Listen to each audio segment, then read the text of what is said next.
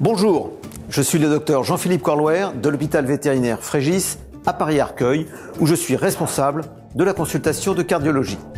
La leishmaniose est une maladie parasitaire, chronique, grave, qui touche surtout le chien, mais aussi d'autres espèces comme le chat, le lapin ou l'homme.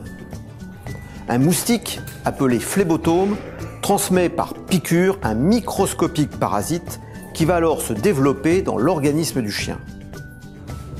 À l'occasion d'autres piqûres, ce chien va pouvoir contaminer de nouveaux moustiques et c'est ainsi que l'infestation se propage. Mais il n'y a pas de contamination directe entre le chien et l'homme. En France, la leishmaniose sévit surtout dans le sud et en particulier dans le pourtour méditerranéen. C'est la zone dans laquelle prolifère le moustique, le phlébotome. Depuis quelques années, l'ère de la maladie a tendance à s'étendre progressivement vers le nord. Tous les chiens infestés ne développent pas la maladie et certains ne la déclencheront parfois que plusieurs mois ou plusieurs années après la piqûre infestante. En effet, certains chiens ont un système naturel de défense, le système immunitaire, plus performant que d'autres et qui permet de contrôler le parasite. Malheureusement, à la faveur d'un autre problème de santé, ce système immunitaire peut être affaibli. Le parasite prend alors le dessus et une leishmaniose maladie se développe alors. Parce que les symptômes de la leishmaniose sont multiples, variables et parfois très peu caractéristiques, le diagnostic nécessite le recours à divers examens biologiques. Les signes cliniques vont d'un amaigrissement à des lésions cutanées, notamment autour des yeux, parfois des lésions ulcérées. Mais il peut aussi s'agir de boiterie, d'un saignement de nez, d'une pousse anormale des griffes et à terme, d'une insuffisance rénale, souvent fatale malheureusement.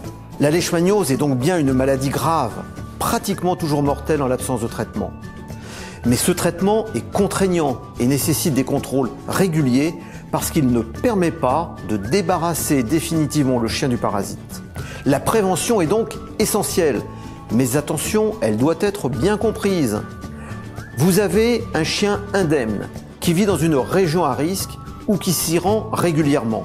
Alors, vous devez éviter les piqûres de moustiques en utilisant très scrupuleusement les insecticides adaptés que vous conseillera votre vétérinaire. Rentrez aussi votre chien à la tombée de la nuit. C'est la principale période d'activité des moustiques.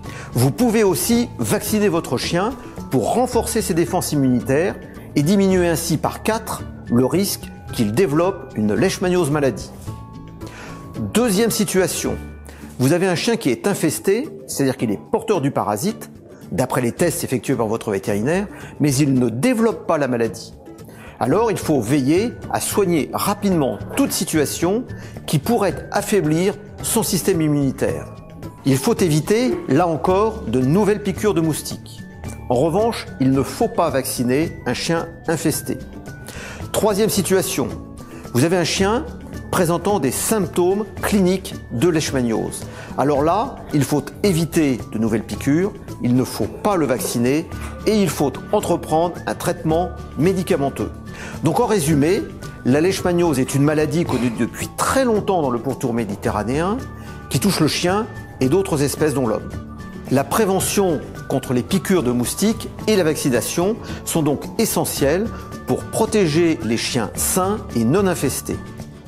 Chez les chiens malades, le diagnostic peut être délicat.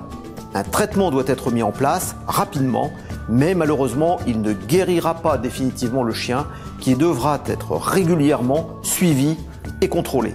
Alors si vous vivez dans le sud ou si vous devez vous y rendre, j'espère vous avoir aidé à anticiper et gérer une situation potentiellement grave pour votre compagnon.